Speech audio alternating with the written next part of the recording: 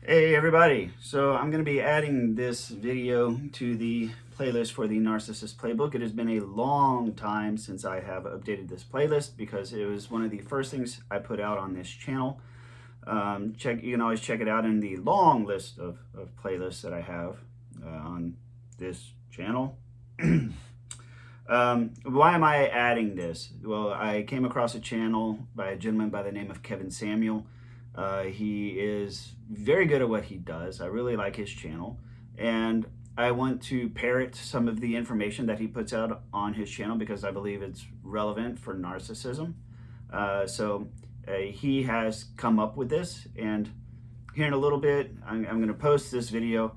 I'm going to send him an email, tell him that I have mentioned him here, and just make sure that he's okay with me using his content for the purposes of this channel.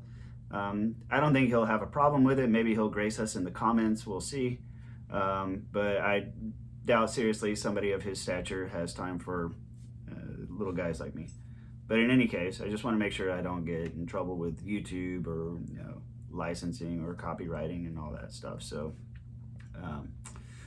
we'll see. So the Narcissist Playbook, as I've said in the past and many times, there's a finite number of manipulation tactics that cluster B individuals will use.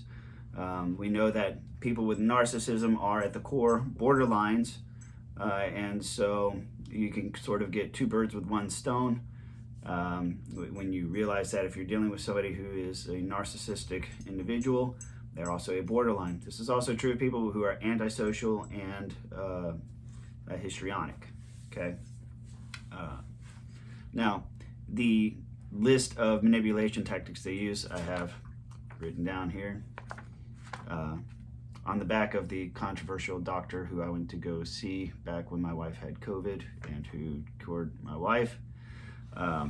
So, in any case, the common manipulation tactics, if you're not looking at the playlist right now, is gaslighting, triangulation, deliberate misinterpretation, projection, one-upmanship, powerful dependence, constant victims, rage, and preemptive accusations. Okay, and the content by Mr. Kevin Samuel that I want to add here is this handy acronym called S.I.G.N language. S.I.G.N, S-I.G.N. It's an acronym, so S period, I period, G period, N period.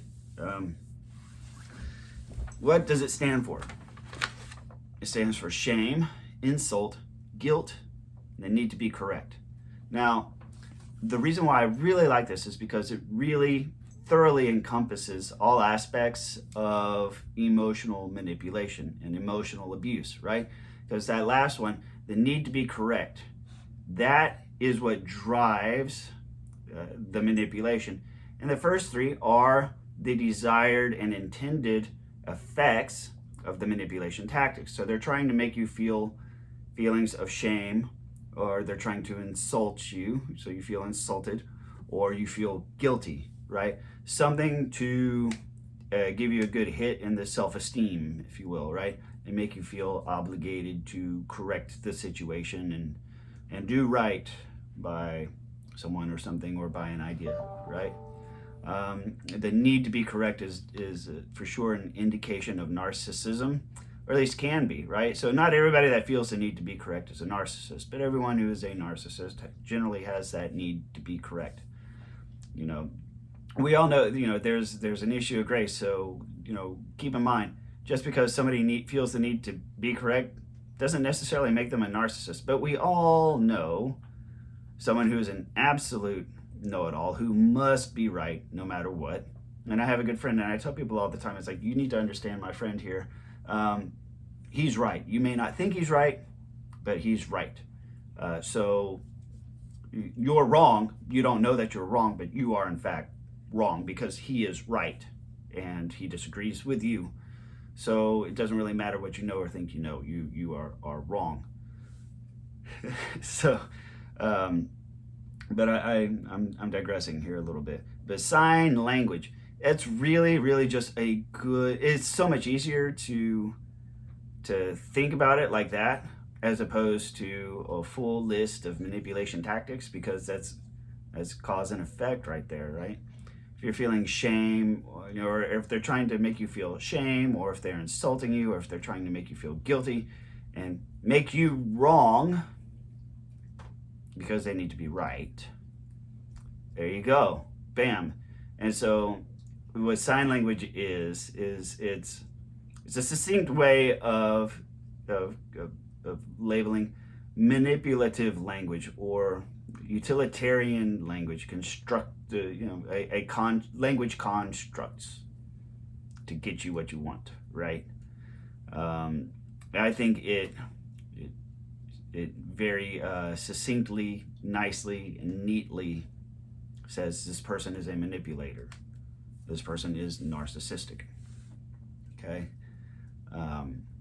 So how is this useful? Well, Joe Navarro, and I've mentioned Joe Navarro's book a number of times on this channel, The Dangerous Personalities by Joe Navarro. 4 dangerous personalities are predatory, paranoid, narcissistic, and the emotionally unstable. Okay, and those last two, the narcissist and the emotionally unstable, we know that, narcissists fall under the category of narcissistic. That one's easy. But then the emotionally unstable, that's borderline, which is all people with borderline disorder and narcissistic disorder, because narcissists have borderline at their core. So, what can you do about people using sign language? I did a video most recently called Yes, You Can Manipulate the Narcissist, or How to Manipulate the Narcissist. I gave it a clickbaity name because when I add those, people watch them. But it comes down to this. Narcissistic people and borderline people are susceptible to certain fallacies, certain fallacious arguments that you can make. One that I have found that works exceptionally well is the no good Scotsman fallacy. That is the whole no good Scotsman would do blank, right?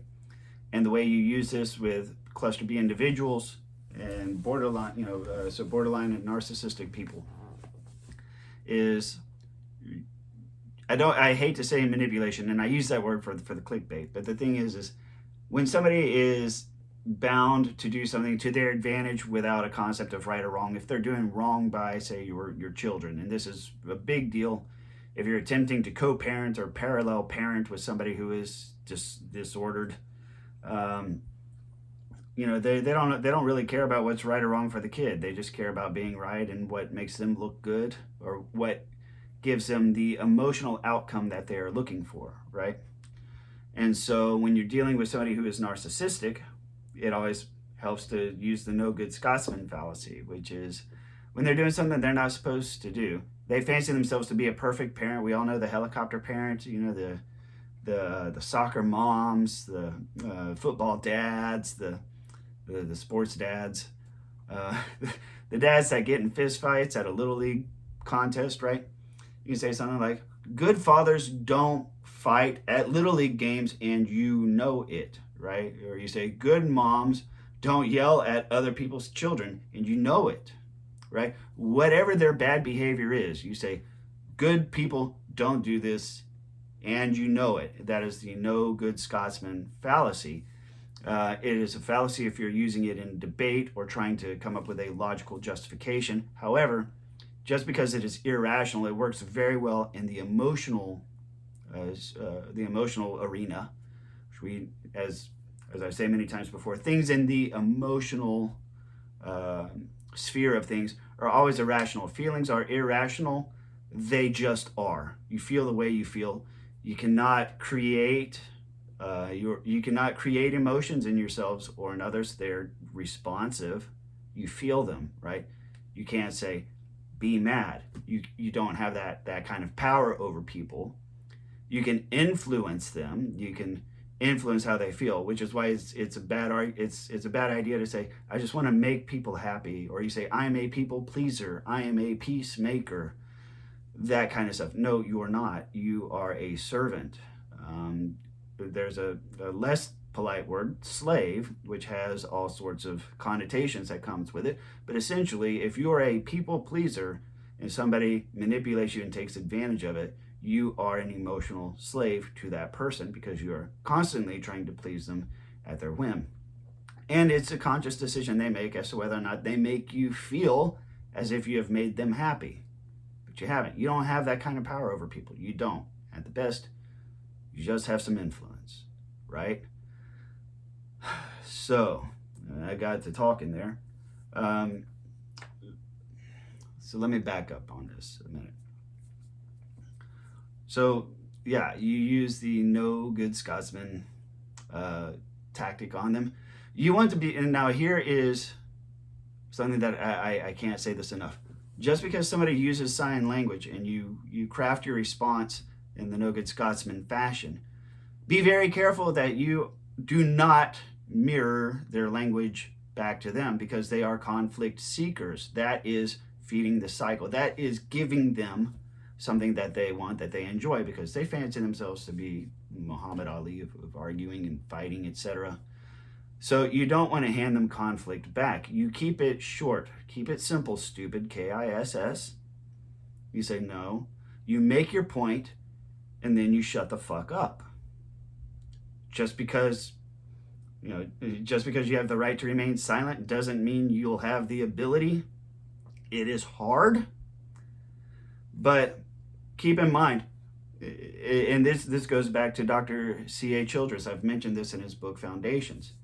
And that's this. When you emotionally injure a cluster B individual, somebody who's borderline or narcissistic, you hurt their pride, you hurt their ego.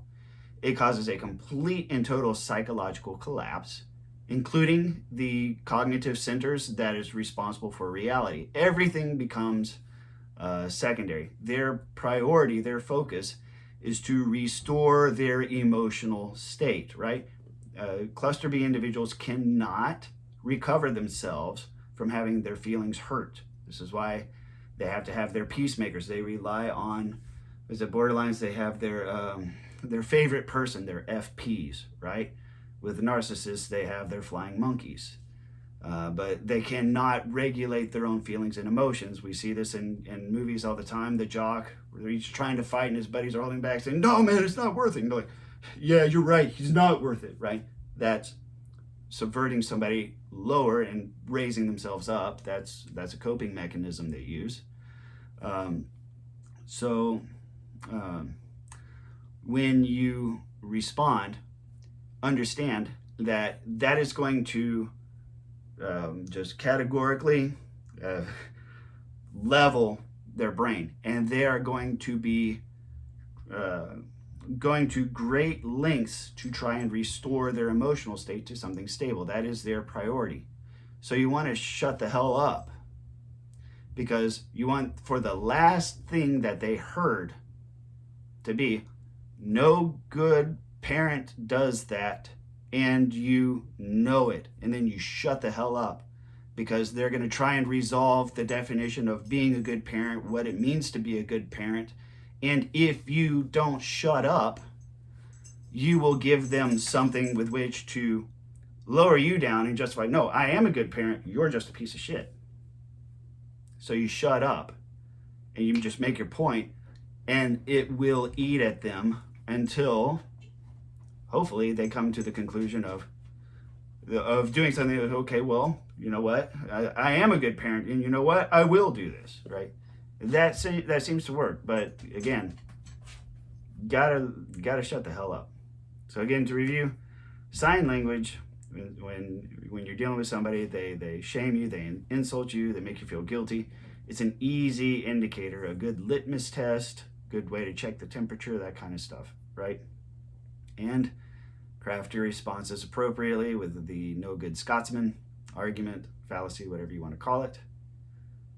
Keep it brief, simple, shut the hell up, and let it marinate in their head. Let them try and come to an emotionally restored state of mind in which they are a good parent, or good whatever it is they're doing. So anyways, thank you very much. I hope to hear back from Mr. Kevin Samuel soon. Hopefully I can keep this content up. And do please like, comment, or share while this is up. And I will see you guys on the next video.